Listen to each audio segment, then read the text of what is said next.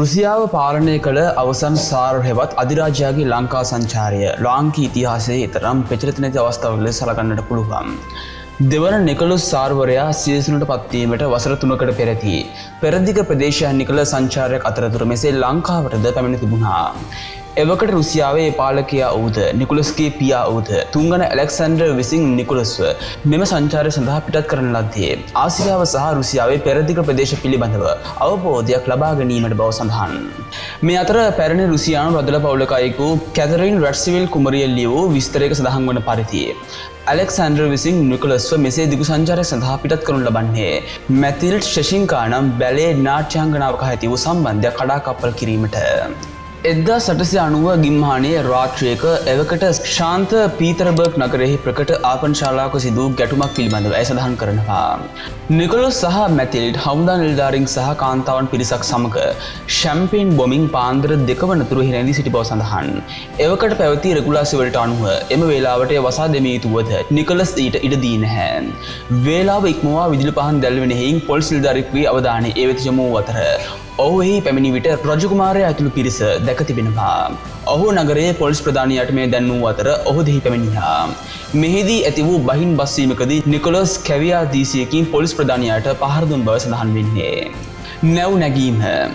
Nicholas කුමරු 1890 නොවැම්බරයේදී රුසියාවෙන් පිටත් වෙනවා.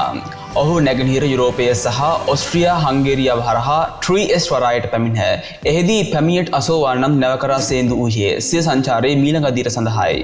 මෙම නෞකාවේ කාර්ය මණ්ඩලය 580ක් වූ බව සඳහන්. නිකොලස් සමග කුමාරවරුන් සහ නාවික නිලධාරීන්ද මේ ගමනට එක් වුණා. ග්‍රීසියේදී එරට ජෝර්ජ් කුමරුද මෙම පිරිස හා එක් වුණා. ඉන්පසු ඔවුන් ඉන්දියාවට පැමිණි අතර නිකොලස් දින 32ක් එහි ගත කරා. ව්‍යාඝ්‍ර දඩයමේ යෙදුණු ඔහු කල්කටාවේ කාස්‍ය ටංකන ශාලාවද නැරඹීමට ගිය බව සඳහන්. ඉන්දියාව, ලංකාව, සිංගප්පූරුව සහ මලක්කා සමුද්‍ර සන්ධි ජනපද සඳහා කාසච්චු කසන ලද්දේ එහිදී. ලංකාවට පැමිණීම. නිකොලස් රැගත් පමියට 80 නෞකාව කොළඹ වරාය වෙත ළඟා වුණේ 1891 පෙබරවාරි මාස 12 වෙනිදා උදෑසන 8ට පමණ.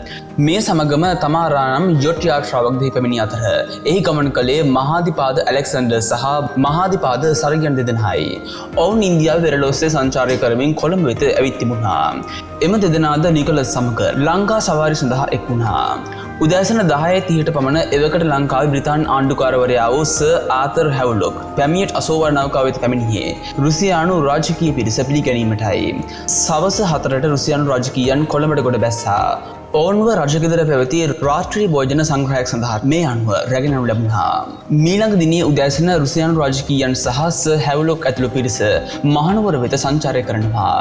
ඔවුන් එහිදී තේ කර්මාන්ත ශාලාවක් සහ පේරාදෙණිය උද්භිද උද්‍යානය නැරඹූ අතර නිකොලස් විසින් එහිදී උද්භිද උද්‍යානයේදී නාගසත් රෝපණය කරා. මෙම නාගස අසල 2011 වර්ෂයේදී රුසියානු තානාපති කාර්යාලයේ මැදිහත් වීමෙන් සමරු පළකියත් නිරාවරණය කෙරුණා. එදින රාත්‍රියේ දනදා මාලිගාවේදී පෙරහැරක්ද නැරඹීමේ අවස්ථාව නිකොලස්ට ලැබුණු බව සඳහන්.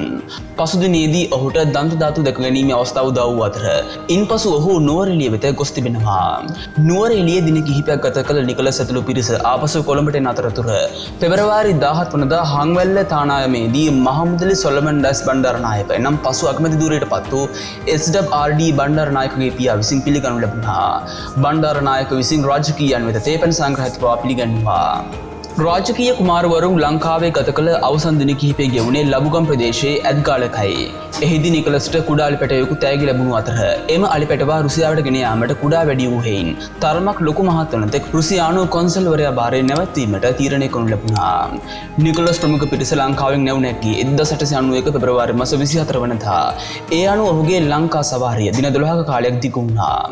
ඝාතන තැතක්.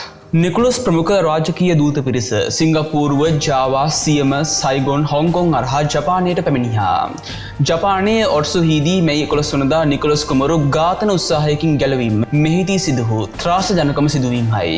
සුදෝ සංසෝ නම් පොලිස් නිලධාරියෙකු විසින් නිකලස් වෙත කඩු ප්‍රහාරයක් එල්ල කරන ලද්දේ ඔහු නගර සංචාරය කළ අතරතුරේදී එය ඔහුගේ හිස් වැස්මෙහි වැදුණු නමුත් හිසට ඉන් හානියක් සිදු වුණේ නැහැ. පොලිස් නිලධාරියා යලි නිකලස්ට පහර දීමට උත්සාහ කළද ජෝර්ජ් කුමරු විසින් එල්ල කළ පහරකින්ම එම උත්සාහය ව්‍යාර්ථ වුණා. සමුරායිවරයෙකු මේ පොලිස් නිලධාරියා විදේශිකයන් අප්‍රිය කළ අතර නිකලස් වෙත ජපන් රජය විසින් ලබා දුන් පිළිගැනීම ගැන කුපිතව සිටි බව සඳහන්. මෙයින් පසු වැඩි උපද්‍රවයකින් තොරව නිකලස්ගේ ගමනෙහි ඉතිරි කොටස සිදු කරුණා. 1891 මැයි 18 වනදා ඔසාකා හිදී ඔහු සිය 23 වන උපන්දිනය සැමරුවා. මැයි 19 වනදා කෝබේ වෙතින් නැවුණක් ඔහු මැයි 23 වනදා ව්ලාඩිවොස්ටොක් වෙත පැමිණ ජූනි 2 වනදා එහි සිට සාන්ත පීටර්බර්ග් වෙත පිටත් වුණා. බටහිර දෙසට සිදු මේ ගමන අගෝස්තු 16 වනදා නිම කෙරුණේ ශාන්ත පීටර්බර්ග් වෙත නිකලස්ගේ ආගමනය සමගයි. නිකලස් කුමරු 1894 වර්ෂයේදී සිය පියාගේ අවෑමෙන් රුසියාවේ සාර් හෙවත් අධිරාජ්‍ය බවට පත් වුණා.